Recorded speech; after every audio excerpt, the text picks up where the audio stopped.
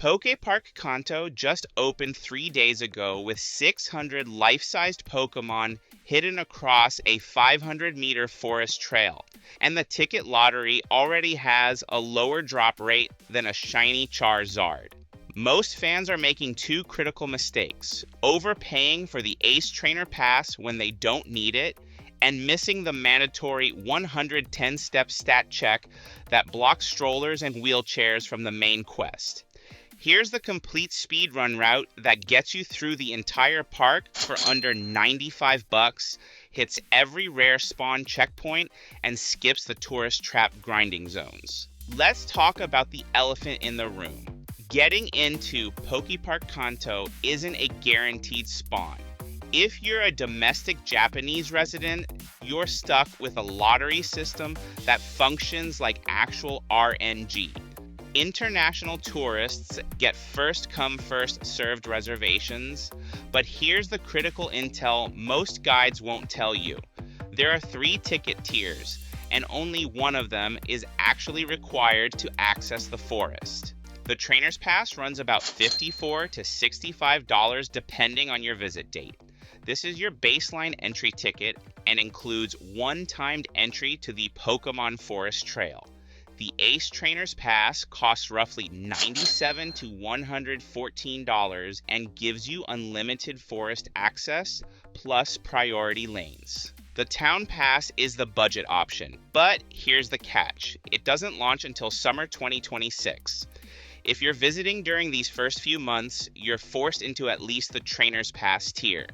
Here's where most people waste their Poke dollars. The Ace Trainer's Pass sounds like endgame gear, but unless you're planning to grind the forest trail multiple times in one day, it's complete overkill.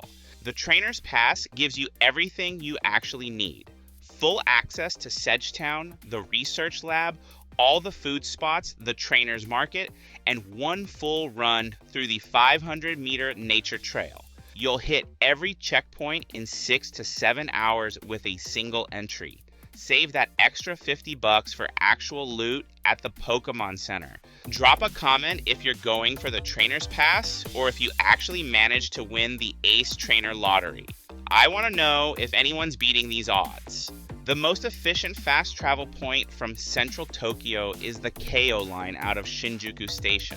You'll want to catch a special express or semi-special express train bound for Hashimoto, then transfer at Chofu Station to a local train heading to Keio Yomiuri Land Station. Total train fare is about $2. The entire journey takes roughly 25 minutes, making this the fastest route to the park gates. When you arrive at Keio Yomiuri Land Station, you've got 2 options: walk uphill for 15 minutes or unlock the Sky Shuttle Gondola. This is one of those side quests that's actually worth doing. The gondola saves time, gives you an aerial establishing shot of the entire park, and sets the tone before you even enter. Budget travelers can skip the round-trip ticket and just walk down after the park closes to save a few bucks. But honestly, for $350, the immersion factor is worth it. If you want to min-max your transport costs, the alternative route uses the Odakyu line from Shinjuku to Noborito Station, then transfers to Yomiuri Land Mei Station. This route adds about 10 minutes to your travel time and only saves you about $2 total. So unless you're running a hardcore budget build, stick with the Keio line.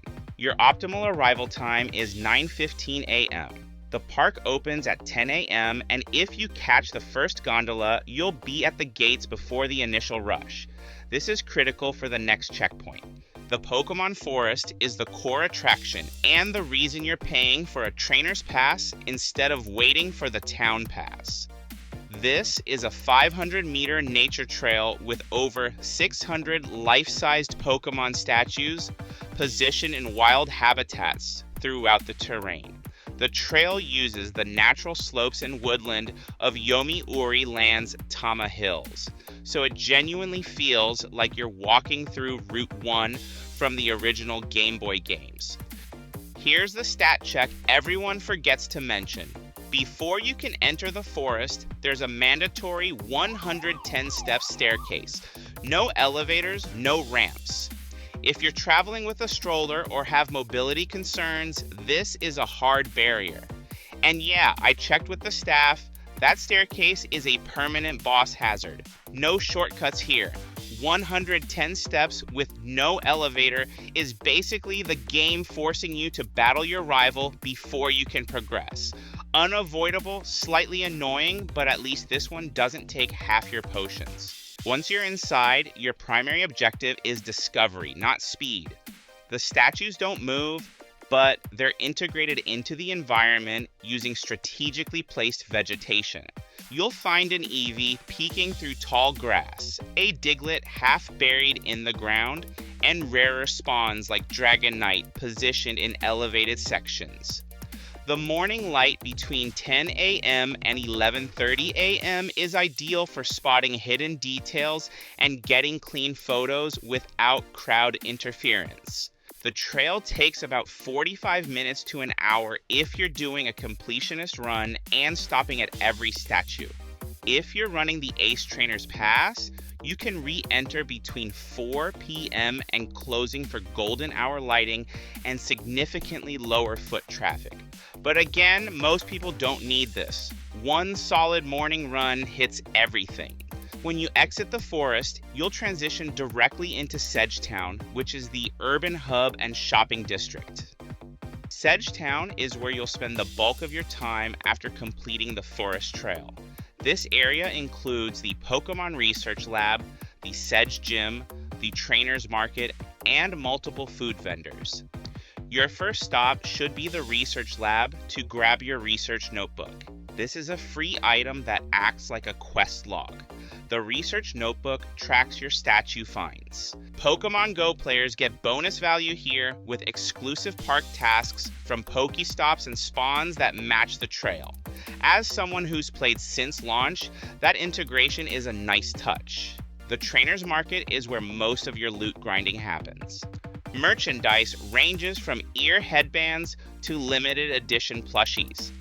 If you're on a budget build, the best value item is the Pokemon themed stationery set, which is exclusive to the park.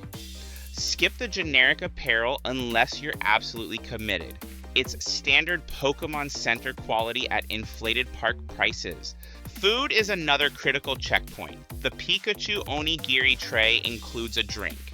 This is your best quick service option if you're trying to save time and money.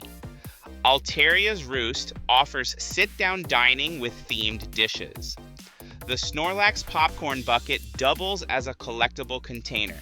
Eevee's Cafe has specialty drinks. Here's the time optimization hack. Eat lunch between 12:30 p.m. and 1 p.m. The Sedgetown Square hits peak congestion from 11:30 a.m. to 3:30 p.m. So choosing a quick service option over a sit-down cafe saves you 45 to 60 minutes of wait time. You'll want that buffer for the Sedge Gym show. The Sedge Gym hosts the Pika Pika Sparks live performance, which is essentially the park's boss fight. Tickets for this show are distributed via the official PokePark app on a limited access basis, so you'll need to request your spot as soon as you exit the forest. The show runs multiple times per day, but slots fill up fast. If you miss it, you're locked out of one of the park's main story beats. Let's break down the 3 budget tiers so you can pick your loadout before you even book your ticket. Transport costs about $8. That's your train fare plus a round-trip gondola ticket. Your park ticket is the town pass, but remember, this tier isn't available until summer 2026. Until then, you're forced into the Trainer's Pass. Food budget covers the Pikachu Onigiri tray and a drink. Your main activity is walking Sedgetown and catching the free outdoor Pokemon parade. No merch purchases. This build works if you're treating PokePark as a side quest on a larger Tokyo itinerary. Transport is still about $8. Your ticket upgrades to the Trainer's Pass, giving you full forest access. Food budget expands to cover a themed lunch at Evie's Cafe, plus a Snorlax popcorn bucket. Add one ride on Pika Pika Paradise, which is one of the park's attractions. Merch budget covers a Pokemon ear headband or small plushie. This is the sweet spot for most fans.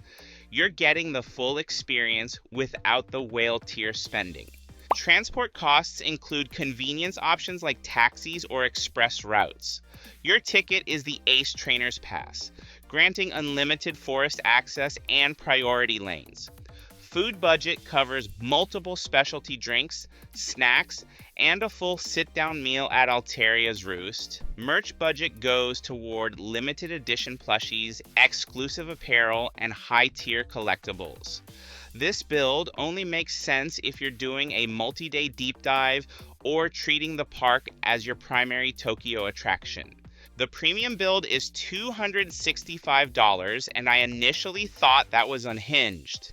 Then I did a mental inventory of every piece of Pokemon merch I've bought over the years and realized I've permanently lost the right to criticize anyone's spending habits. Let me know in the comments which build you're running. Are you going budget conscious or full completionist?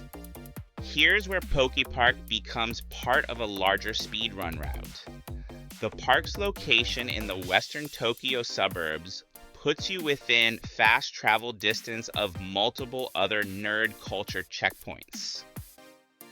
Sanrio Puroland is 25 minutes away via the KO line. This is Hello Kitty's home base, and it's a common strategy to hit Sanrio in the morning and then transfer to PokePark for the afternoon and evening. Both parks operate on similar time windows, so you can realistically stack them in one day if you're running a completionist build. The Fujiko Museum, dedicated to Doraemon, is roughly 40 minutes away by bus and train in Kawasaki. The Ghibli Museum in Mitaka is 45 to 50 minutes out. Both of these require advanced bookings with notoriously difficult reservation systems, so this is a pro-tier combination. If you can secure tickets to all three, you've basically unlocked the ultimate Tokyo fandom achievement.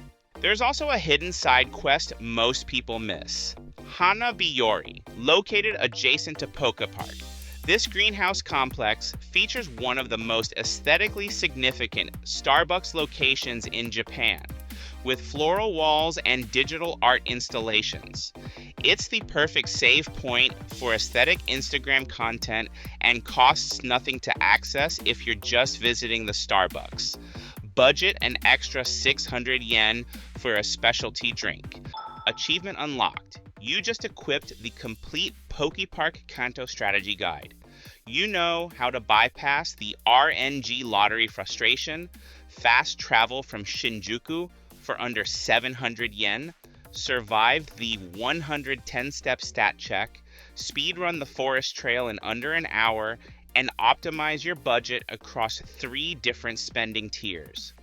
Whether you're running the $82 budget build or going full whale mode with the Ace Trainer's Pass, you've got the route map to hit every checkpoint without wasting time or money. More budget breakdowns and fandom travel guides coming soon. Link to the PokePark ticket portal is in the description. Now go catch 'em all.